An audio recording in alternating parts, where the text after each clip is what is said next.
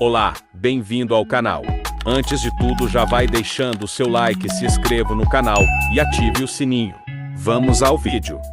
O método que ele desenvolveu de análise técnica e especulação surgiu de suas habilidades de observação e comunicação.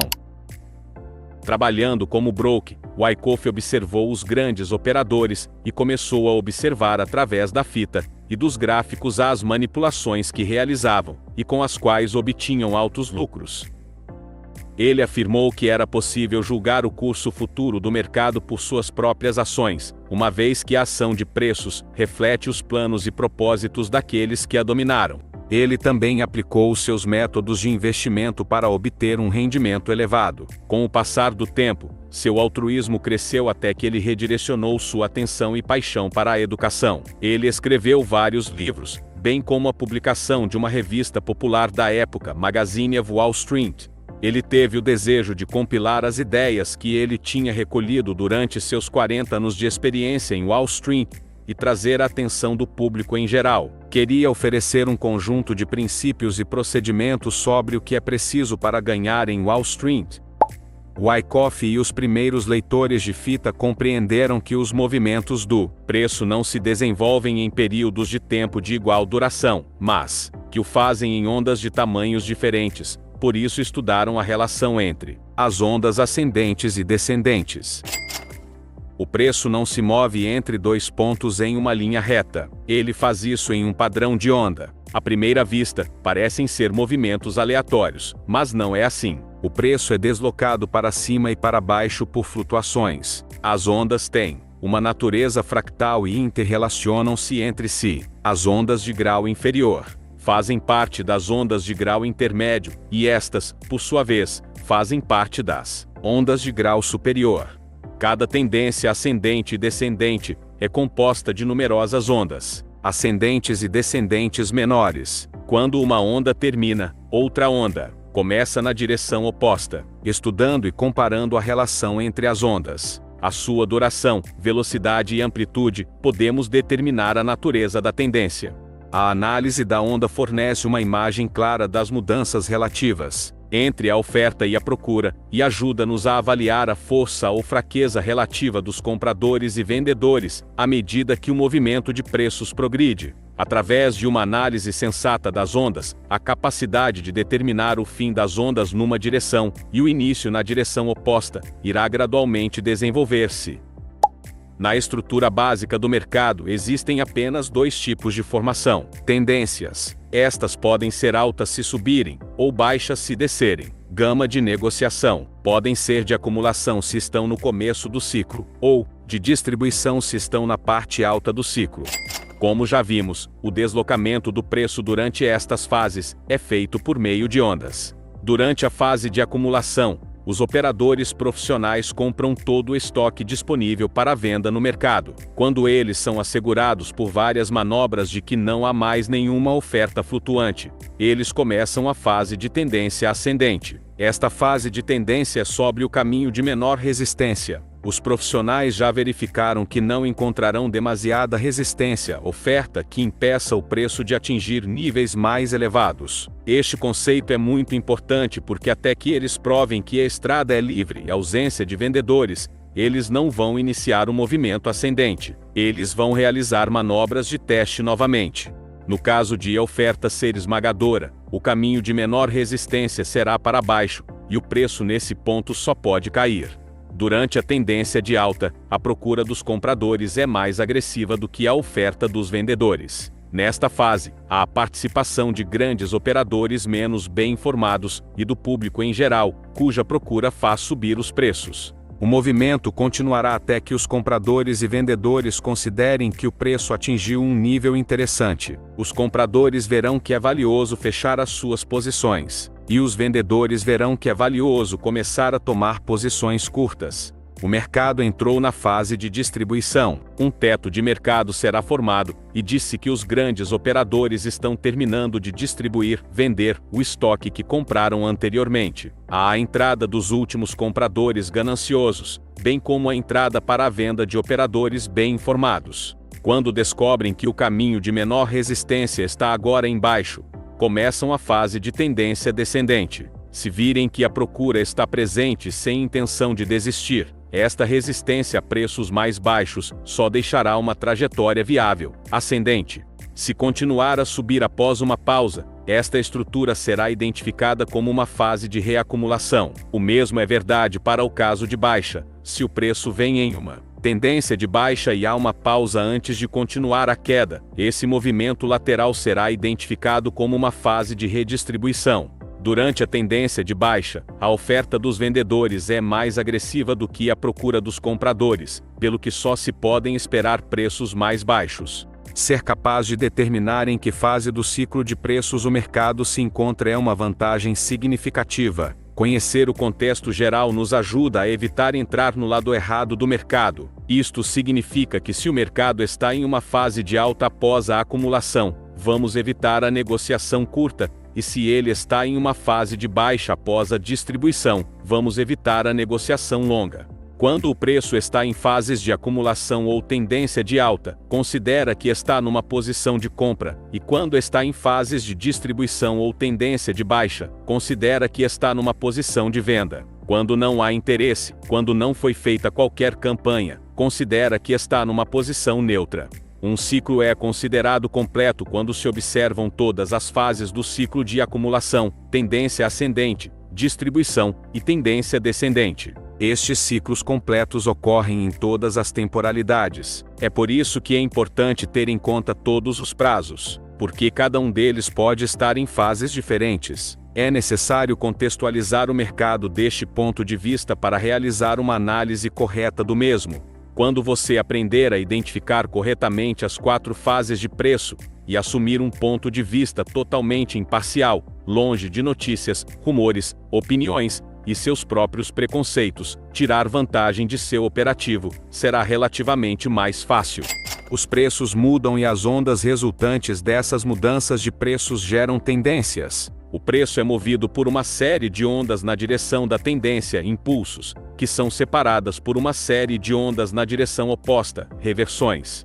A tendência é simplesmente a linha de menor resistência, à medida que o preço se move de um ponto para outro, porque segue o caminho da menor resistência. Portanto, o trabalho do trade é identificar a tendência e negociar em harmonia com ela. Quando o mercado está subindo e encontra resistência, vendas, ou excede essa resistência, ou o preço vai girar. O mesmo acontece quando o preço está caindo e encontra resistência, ou excede essas compras, ou o preço vai girar. Esses pontos de articulação são momentos críticos e fornecem locais excelentes para operar. Dependendo da direção do movimento, podemos diferenciar 3 tipos de tendências: bullish, bearish e lateral. A descrição mais objetiva de uma tendência de alta é quando o preço faz uma série de impulsos ascendentes e descendentes, onde altos e baixos estão aumentando o tempo todo. Da mesma forma, identificamos uma tendência de baixa quando os altos e baixos estão diminuindo, deixando uma série de impulsos e regressões decrescentes. Finalmente, determinamos um ambiente lateral quando os altos e baixos permanecem flutuantes dentro de um intervalo de preços. As tendências são divididas pela sua duração em 3 categorias diferentes: longo, médio e curto prazo. Como não há regras rígidas para classificá-los de acordo com o período de tempo, eles podem ser categorizados de acordo com como eles se encaixam no topo. Ou seja, a tendência de curto prazo será observada dentro da tendência de médio prazo, que por sua vez estará dentro da tendência de longo prazo. Note que as 3 tendências podem não se mover na mesma direção. Isto pode apresentar problemas potenciais para o operador. Para ser eficaz, as dúvidas devem ser eliminadas tanto quanto possível, e a forma de o fazer é identificar antecipadamente o tipo de negociação a realizar. Uma condição muito importante a levar em conta ao selecionar o tipo de negociação é o time, calibração de entrada. O sucesso em qualquer tipo de operação requer principalmente um bom time, mas o sucesso em negociações de curto prazo requer um time perfeito. Esta interação entre oferta e demanda à medida que uma tendência se desenvolve, deixará pistas na conformação da ação de preço. Temos diferentes ferramentas para nos ajudar a avaliar tendências. Avaliar judicialmente a tendência é a chave para determinar a sua saúde. Ele nos permite detectar se alguma força dá sintomas de fraqueza ou se a força oposta está ganhando força. O nosso trabalho é lutar pela força e contra a fraqueza. Quando o preço está em tendência, esperamos maior força do lado empurrante. Temos que vê-lo como uma batalha entre compradores e vendedores, onde vamos tentar analisar a força ou fraqueza de ambos. A melhor maneira de avaliar a força, fraqueza atual, é compará-la com movimentos previamente desenvolvidos. Uma fraqueza no preço não implica uma mudança de tendência, é simplesmente um sinal de perda de força e diz-nos que temos de estar preparados para movimentos futuros. Existem várias maneiras de analisar a força, fraqueza do mercado. A chave é a comparação. Os valores absolutos não são procurados. Trata-se de comparar os movimentos atuais com os anteriores. A velocidade refere-se ao ângulo em que o preço se move. Assim, se o preço se move mais rápido do que no passado, a força. Se, por outro lado, se move mais devagar do que no passado, sugere fraqueza. Com esta ferramenta avaliamos a distância que percorrem os impulsos e comparamos com os anteriores, para determinar se a resistência aumentou ou diminuiu. Para que uma tendência permaneça viva, cada impulso deve superar o impulso anterior. Se o impulso não for capaz de fazer novos progressos na direção da tendência, é um alerta de que o movimento pode estar chegando ao fim. Com a análise de profundidade, avaliamos a distância percorrida pelas reversões de tendência, para determinar se a fraqueza aumentou ou diminuiu. Assim como na análise de projeção, podemos avaliar a profundidade usando duas medidas: a distância total do recuo, desde sua origem até seu fim, e a distância que o preço percorre desde o fim anterior até o novo fim. As linhas delimitam os intervalos e definem o ângulo de avanço de uma tendência. São de grande auxílio visual para as análises, sendo muito úteis para avaliar a saúde do movimento, tanto para identificar quando o preço atinge uma condição de exaustão, como para valorizar um possível giro no mercado. Em geral, eles nos ajudam a prever níveis de apoio e resistência para esperar o preço. Ao mesmo tempo, uma abordagem ou toque dessas linhas sugere a busca de sinais adicionais para buscar uma curva, oferecendo diversas oportunidades operacionais. Quanto mais toques uma linha tiver, mais validade terá o nível de análise. É preciso ter cuidado para não traçar linhas indiscriminadamente, especialmente em todos os movimentos menores. O manuseio correto das linhas requer bom senso, caso contrário, causará confusão no seu raciocínio. Quando o preço penetra uma linha, devemos permanecer mais alerta e estar preparados para agir. Dependendo da posição onde ocorre a quebra, bem como da própria ação, podemos sugerir diferentes cenários. É necessária uma compreensão profunda da ação de preço e volume para determinar os cenários mais prováveis. Uma linha horizontal identifica uma antiga zona de desequilíbrio entre a oferta e a procura. Quando liga pelo menos dois preços mínimos, identifica um suporte. Esta é uma área onde os compradores apareceram no passado para superar os vendedores e parar a queda dos preços. Nessa área, espera que os compradores apareçam novamente quando for visitada novamente. Uma linha horizontal que liga pelo menos dois pontos altos identifica uma resistência, e é uma área onde a oferta ultrapassou a procura, interrompendo um aumento de preços. É por isso que se espera que os vendedores reapareçam numa nova visita no futuro. Quando uma linha serve tanto como suporte quanto como resistência, é conhecida como linha de eixo. Os preços tendem a girar em torno dessas linhas de eixo. Esses níveis de preços estão constantemente mudando de faixa de suporte para a faixa de resistência. Após identificar a natureza da tendência, o próximo passo é construir uma diretriz para aproveitar o movimento. É a simples conexão entre dois ou mais pontos de preço. Em uma tendência de baixa, a linha de tendência é desenhada conectando duas altas decrescentes. Esta linha é chamada de linha de oferta, porque se acredita que os vendedores aparecerão nela. Em uma tendência ascendente, a linha de tendência é traçada conectando duas baixas ascendentes. Esta linha é chamada de linha de demanda porque marca o ponto onde os compradores devem aparecer. Podemos reajustar continuamente as linhas de tendência para ajustar a que melhor se adapta à ação do preço e, portanto, gerar o maior número de toques. Quanto mais vezes a linha tiver sido respeitada, mais forte seremos capazes de a interpretar quando for novamente reproduzida no futuro. Note que uma linha com demasiada inclinação será quebrada demasiado cedo, por isso não será desenhada corretamente. Desde que o preço se mantenha dentro dos níveis estabelecidos, se acredita que o movimento é saudável e que é apropriado considerar manter ou adicionar posições. Quando o preço se aproxima de uma linha de tendência, existe uma ameaça de quebra, e isto pode significar que a força da tendência está a esgotar-se, sugerindo uma alteração na velocidade da tendência, ou um perigo definitivo de inversão da tendência. Quebrar uma linha de tendência por si só não é um sintoma conclusivo de nada, pois pode ser uma ruptura verdadeira ou falsa. O que é significativo é como a linha é quebrada, as condições sob as quais ela acontece e o comportamento que a precede. Após um movimento de uma certa distância, o preço pode encontrar resistência para continuar, e isso fará com que a tendência mude sua velocidade e descanso. Durante a pausa, movimento lateral ou intervalo, a força que originalmente impulsionou a tendência pode ser renovada, ou mesmo reforçada, resultando em uma continuação da tendência, com maior dinamismo do que antes.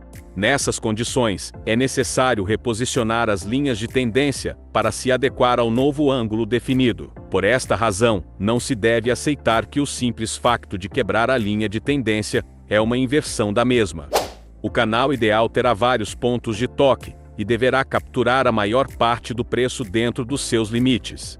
Quando a linha de tendência de alta ou linha de demanda é arrastada para o extremo oposto e ancorada paralelamente ao máximo que se encontra entre os dois mínimos usados para criar, a linha de sobrecompra é criada, e juntos eles definem um canal de tendência ascendente. Este canal identifica um aumento de preço. O operador deve estar ciente das condições de sobrecompra. Estas condições são criadas quando o preço excede o limite superior do canal de alta. Devido a uma aceleração demasiado rápida, o preço atinge um ponto em que é altamente sensível à cobertura a longo prazo e, em geral, à retirada de compradores mais experientes, sugerindo um enfraquecimento da tendência de alta. Eles geralmente orientam o preço para uma ação corretiva de baixa. Os seres humanos parecem estar inclinados para os extremos. Nos mercados financeiros, esta tendência revela-se sob a forma de ganância. Os preços são empurrados para cima até que o público incha com ações que são geralmente sobrevalorizadas. Quando isto acontece, se acredita que existe uma condição de sobrecompra. Quando a linha de tendência descendente ou linha de abastecimento é arrastada para a extremidade oposta, e ancorada paralelamente ao mínimo, que está localizado entre os dois máximos utilizados para a sua criação, a linha de tendência descendente é criada, e juntos eles definem um canal de tendência descendente. Este canal identifica um preço decrescente. O operador deve estar ciente das condições de sobrereserva. Estas condições são criadas quando o preço excede a extremidade inferior do canal. Devido a um movimento de baixa muito rápido, o preço atinge um ponto em que é altamente sensível à cobertura de curto prazo e uma retirada geral de comerciantes experientes que foram vendidos, sugerindo um enfraquecimento da tendência de baixa. Eles normalmente orientam o preço para uma ação corretiva ascendente.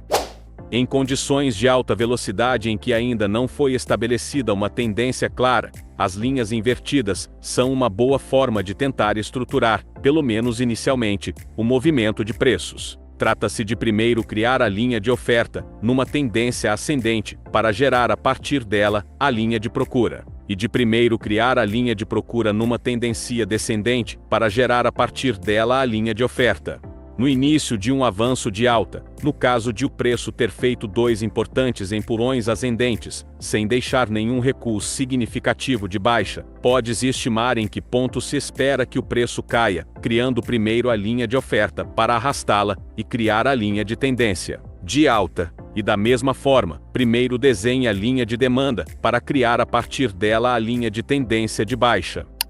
Haverá sobrecompradas alturas, e em que notareis que as linhas sobrevendidas criadas, a partir das suas linhas de tendência, não funcionam eficazmente. O preço pode nunca chegar a estas linhas, já que você provavelmente estará seguindo uma dinâmica de movimento diferente. A forma de resolver essa deficiência é criar essas linhas de forma independente, sem levar em conta a linha de tendência. Desta forma, uma linha de sobrecompra seria criada ligando dois máximos e a linha de sobrecompra ligando dois mínimos. O objetivo é tentar encontrar a lógica estrutural dos movimentos para aproveitá-los. Continuaremos com os estudos da teoria de Wyckoff no próximo vídeo. Deixa o seu like, compartilhe, se inscreva no canal e ative o sininho para mais novidades.